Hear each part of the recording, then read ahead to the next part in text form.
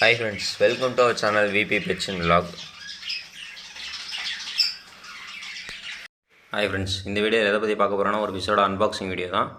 Okay, இந்த video பார்க்குறதுக்கு முன்னாடி நம்ம சேனல் இப்போ தான் நீங்கள் ஃபஸ்ட் டைம் பார்க்கறதா இருந்தால் நம்ம சேனலை சப்ஸ்கிரைப் பண்ணிக்கோங்க. பக்கத்தில் இருக்க பெல் ஐக்கனை கிளிக் பண்ணி ஆளுங்கிறத கிளிக் பண்ணிக்கோங்க. அப்போ தான் நான் போகிற வீடியோ எல்லாம் உங்களுக்கு நோட்டிஃபிகேஷனில் வரும். ஓகே ஃப்ரெண்ட்ஸ், வாங்க வீடியோக்குள்ளே போகலாம். நம்ம வாங்கியிருக்க ஃபிஷ்ஷிலேயே இதுதான் கொஞ்சம் காஸ்ட்லியான ஃபிஷ்ஷு. நிறைய அன்பாக்சிங் வீடியோ நம்ம சேனலில் போட்டிருப்போம். அந்த எல்லா ஃபிஷ்ஷை விட இதுதான் ரொம்ப காஸ்ட்லியான ஃபிஷ்ஷு. நான் ரொம்ப லைக் பண்ணி வாங்கின ஃபிஷ்ஷு. இது அன்பாக்ஸ் பண்ணுறதுக்கு முன்னாடி நான் ஒரு விஷயம் சொல்கிறேன். இதை எங்கேருந்து வாங்கினேன்னு பார்த்தீங்கன்னா சென்னையிலேருந்து வாங்கினேன். சென்னையில் வந்து பாபா அக்வேரியம் அப்படின்னு சொல்லிட்டு ஒரு ஃபேமஸான கடை இருக்கும். அங்கே வந்து அரோனா ஃபிஷ்க்கு அவங்க கொஞ்சம் ஃபேமஸு. அவங்ககிட்ட தான் இதை வாங்கினேன். அரோனா ஃபிஷ் தான் வாங்கியிருக்கோம். என்ன அரோனா வாங்கியிருக்கோன்றது இப்போ பிரித்து பார்க்கலாம் வாங்க. அதுக்கு முன்னாடி நீங்கள் அவங்கக்கிட்ட அவங்க கடையில் போய்ட்டு எதாவது ஃபிஷ் வாங்குறீங்க இல்லை எதாவது பர்ச்சேஸ் பண்ணுறீங்கன்னா நேரில் போய் மட்டும் வாங்குங்க.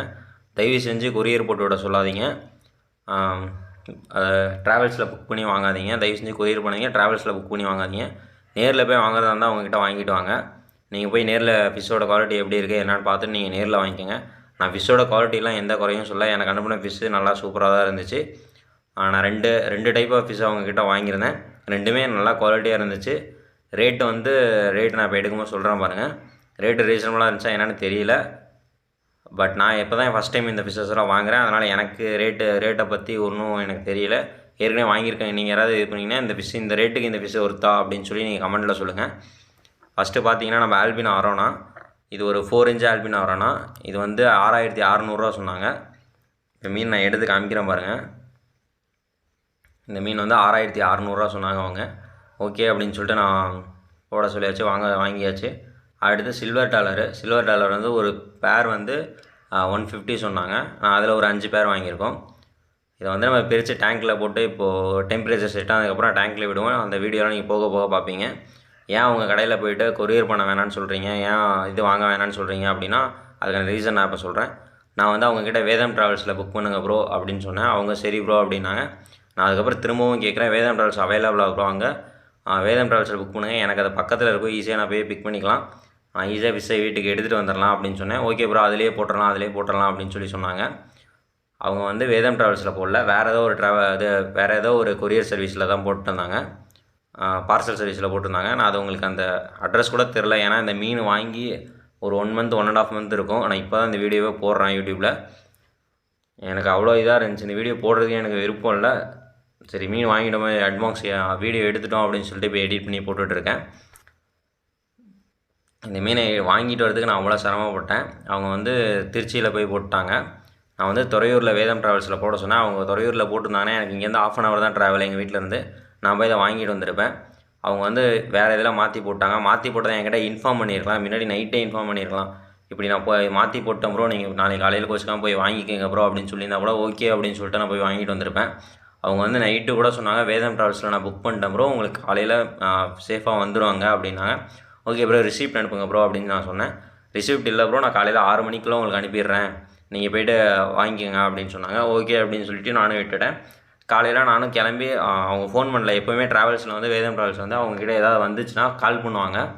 கால் பண்ணி இந்த மாதிரி உங்கள் பேருக்கு பார்சல் வந்திருக்கு அப்படின்னு சொல்லுவாங்க, நம்ம போய் வாங்கிக்கலாம். பட் அவங்க கால் பண்ணல. ஓகே, அவங்க மறந்துருப்பாங்க அப்படின்னு சொல்லிட்டு நானும் போய்ட்டு நேரடியாக அவங்க கடையிலே போய் கேட்டேன். அவங்க ஆஃபீஸில் போய் கேட்டேன். அங்கே வந்து சின்ன பாக்ஸ் தான் இங்கே இருக்கும், பெரிய பாக்ஸ் வந்து மெயின் ஆஃபீஸில் அங்கே இருக்கும், பெரிய ரோட்டுக்கு நீங்கள் போங்க அப்படின்னாங்க. ஓகே, இது கொஞ்சம் மீன் பெரிய பாக்ஸ் தான் அப்படின்னு சொல்லிட்டு நம்மளும் அங்கே போயிட்டோம். பெரிய ரோட்டில் போய்ட்டு நான் கேட்குறேன், அங்கேயும் இந்த மாதிரி பார்சல் எதுவும் வரல, உங்களுக்கு பில்லு அனுப்பிச்சிருப்பாங்களா, பில்லு காமிங்க, பில்லு காமிச்சிங்கன்னா நான் செக் பண்ணி சொல்கிறேன் ப்ரோ அப்படின்னு சொல்லி அவங்க சொன்னாங்க. நானும் பார்த்தேன், பில்லு அவங்க அனுப்பிச்சுடவே இல்லை. அதுக்கப்புறம் திரும்ப அவங்களுக்கு நான் கால் பண்ணுறேன். கால் பண்ணணுமே அவங்க சொல்கிறாங்க, இந்த மாதிரி உங்களுக்கு வந்து வேதம் ட்ராவல்ஸ் துறையூரில் நிற்கலை, டேரெக்டாக திருச்சி போயிடுச்சு, திருச்சியில் ஆஃபீஸில் இருக்குது, நீங்கள் திருச்சியில் போய் வாங்கிக்கோங்க அப்படின்னு சொன்னாங்க. அப்போவே தெரிஞ்சிருச்சா அவங்க சொல்கிறது பொய் தான் அப்படின்னு. நானும் சரி ப்ரோ அப்படின்னு சொல்லிட்டு டீட்டெயில் மட்டும் எனக்கு அனுப்பிச்சுடுங்க அப்படின்னு சொல்லி நான் ஃபோனை வச்சுட்டேன். டீட்டெயில் அனுப்பிச்சுட்டாங்க வாட்ஸ்அப்பில் டீட்டெயில் அனுப்பிச்சுட்டு நான் அப்புறம் அவங்களுக்கு கால் பண்ணி கேட்டேன், இந்த மாதிரி இந்த இடத்துல இருக்குது அப்படி வாங்க அப்படின்னாங்க. அங்கேருந்து திரும்ப திருச்சிக்கு பஸ் ஏறி போனேன். சத்திரம் பஸ் ஸ்டாண்ட் போய் சத்திரம் பஸ் ஸ்டாண்ட்லேருந்து ஒரு 1.5 கிலோமீட்டர் கரூர் ரோட்டில் நடக்கணும். அந்த பார்சல் சர்வீஸ் நேம் எனக்கு தெரியல. அதை நான் உங்கள் சைடில் அந்த பில்லு மட்டும் ஆட் பண்ணுற வரேன். அந்த பில்லு கூட அங்கே போய் தான் அவங்க கண்டுபிடிச்சா தான் நான் ஃபோட்டோ பிடிச்சேன். அந்த பில்லு கூட எனக்கு அனுப்பலை. எல்லாமே அவங்க முன்னாடியே பண்ணியிருக்கலாம், எதுவுமே அவங்க சொல்லலை.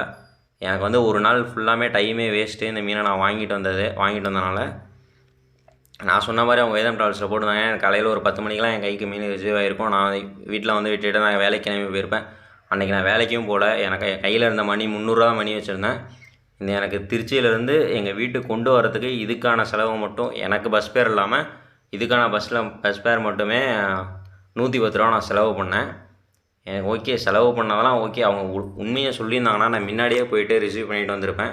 நான் மீன் உயிரோடு இருக்குமா என்னன்னே தெரியாமல் தான் இதை அன்பாக்சிங்கே பண்ணேன் மீனை. அவ்வளோ பயந்து போய் தான் மீனை வாங்கிட்டு வந்தேன் வீட்டுக்கு.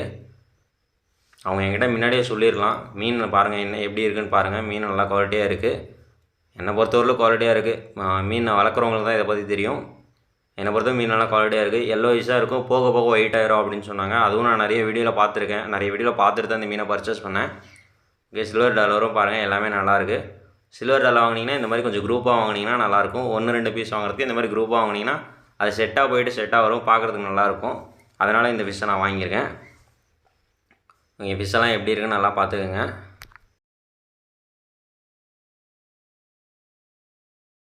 அவங்கக்கிட்ட நான் அப்பவும் கேட்குறேன், எனக்கு பில்லு அனுப்பிச்சுடுங்க ப்ரோ அப்படின்னா, இல்லை ப்ரோ நான் மார்னிங் உங்களுக்கு அனுப்பிச்சுட்றேன் அப்படின்னாங்க. மார்னிங்கும் பில்லு அனுப்பிச்சுடல. அதுக்கப்புறம் நான் போய் ஃபிஷ்ஷை வாங்கிட்டு வந்துட்டேன். அன்றைக்கி வந்து சமயபுரம் தேர். திருச்சியில் எவ்வளோ கூட்டமாக இருக்குன்னு உங்களுக்கு தெரியும். திருச்சியில் இருக்கவங்களுக்கு தெரியும் எவ்வளோ டிராஃபிக்காக இருந்துச்சு, எவ்வளோ கூட்டமாக இருக்கும் அப்படின்னு தெரியும். அந்த இதில் போய்ட்டு நான் அந்த மீனை வாங்கிட்டு வரதுக்குள்ளே எனக்கு போதும் ஆகிடுச்சு. இந்த மீனை எப்படா வீட்டில் போய் அன்பாக்சிங் பண்ணுவோம், மீன் உயிரோடு இருக்குமா இல்லையா அப்படின்னு தெரியும் ஒரு பயத்திலே தான் வந்தேன். ஏன்னா நான் ரொம்ப விருப்பப்பட்டு வாங்கின மீன். ஒரு கம்மி அமௌண்ட்னா கூட பரவாயில்ல. இதுக்கு வந்து மொத்தமாக நான் வந்து 8000 ரூபா செலவு பண்ணேன். மொத்தமாக அவங்க பேக்கிங் எல்லாமே சேர்த்து 8050 ரூபா சொன்னாங்க. 50 ரூபா மட்டும் ரெடியூஸ் பண்ணுங்க ப்ரோ அப்படின்னா ஓகே அப்படின்னாங்க. 8000 ரூபா பே பண்ணேன். இந்த 8000 ரூபா பே பண்ணுறதுக்கு நான் எவ்வளோ கஷ்டப்பட்டேன்னு எனக்கு தான் தெரியும். அவங்க அவ்வளோ அசால்ட்டாக இருக்காங்க. கஸ்டமரை திருப்திப்படுத்த கூட அவங்களுக்கு தெரியலை. அதனால தான் சொல்கிறேன், நேரில் போய் வாங்கினா மட்டும் இந்த கடையில் வாங்குங்க. நீங்கள் ஃபிஷ்ஷோட குவாலிட்டி எப்படி இருக்குது என்னென்னு பார்த்துட்டு அவங்கக்கிட்ட கைடன்ஸ் பண்ணிக்கிட்டு மெயினாக அவங்க கொடுக்குற ஃப்ளவரான வந்து ஃபுட்டு சாப்பிடுதா அப்படின்னு செக் பண்ணி வாங்கிட்டு வாங்க. ஏன்னா நான் வாங்கின ஃப்ளவரான வந்து ஃபுட்டே சாப்பிடல. ஒரு 2 வீக்ஸ் ஆகுது அது சாப்பிட்டு. ஒரு 2 வீக்ஸாக இருக்கும். ஃபுட்டே அது எடுக்கலை. அவங்க கொடுத்த ஃபுட்டு தான் போட்டேன். 5 பெல்லட் மட்டும் போடுங்க ப்ரோ அப்படின்னாங்க. நானும் அதே மாதிரி தான் போட்டேன். பட் அது ஃபுட்டை தொடவே இல்லை. அதுக்கப்புறம் நான் ஃபீடிங் ஃபிஷ் வாங்கிட்டு வந்து ஃபீடிங் ஃபிஷ் தான் போட்டேன். ஃபீடிங் ஃபிஷ் ஜீப்ரா ஃபிஷ் தான் வாங்கிட்டு வந்து ஃபஸ்ட்டு ஒரு நாள் ஜீப்ரா ஃபிஷ் போட்டேன். அதுக்கப்புறம் அடுத்த நாள் ஜீப்ரா ஃபிஷ் போட்டேன். அது சாப்பிடல. அதுக்கு அடுத்த நாள் தான் அது அந்த ஃபிஷ்ஷையே சாப்பிட்டுச்சு. ஒரு நாள் கேப் விட்டு தான் இன்னொரு ஃபிஷ் அதை எடுத்துக்கிச்சு. நானும் ஓகே அப்படின்னு விட்டுட்டேன். அதுக்கப்புறம் இறால் வாங்கி ஃபுட்டாக அதில் வந்து இறாலில் வச்செல்லாம் கொடுக்க சொன்னாங்க. நானும் அது மாதிரிலாம் நிறைய ட்ரை பண்ணி பார்த்தேன். அதை சாப்பிடவே இல்லை. கடைசியாக மெடிசன் தான் ஆட் பண்ணேன். மெடிசன் ஆட் பண்ணி டிவார்மிங் மெடிசன் இருக்குல்ல, அந்த மெடிசன் தான் ஆட் பண்ணி அதுக்கப்புறமா வாட்டர்லாம் சேஞ்ச் பண்ணிவிட்டு திரும்ப நான் ஒரு 2 டேஸ் அந்த மாதிரி பட்னி போட்டுட்டு, ஏற்கனவே பட்னியாக தான் இருக்குது, இருந்தாலும் 2 டேஸ் அந்த மாதிரி எதுவுமே போடலை. அதுக்கு இந்த சில்வர் டாலர் மீன் கூட எதுவுமே போடலை. அப்படியே விட்டுட்டு அதுக்கப்புறமா நான் திரும்ப பெல்லட் ஆட் பண்ணேன். அதை எடுத்துக்கிச்சு. இப்போ மீன் நல்லா குவாலிட்டியாக இருக்குது. போக போக நம்ம வீடியோவில் அந்த மீனை பற்றிலாம் உங்களுக்கு அப்டேட் பண்ணுறேன். இப்போ மீன் எப்படி இருக்குது அந்த இதெல்லாம் அப்டேட் பண்ணுறேன். ஓகே ஃப்ரெண்ட்ஸ், இந்த வீடியோ இவ்வளோதான். இந்த வீடியோ உங்களுக்கு பிடிச்சிச்சுன்னா நம்ம சேனலை லைக் பண்ணுங்கள், ஷேர் பண்ணுங்கள், கமெண்ட் பண்ணுங்கள்.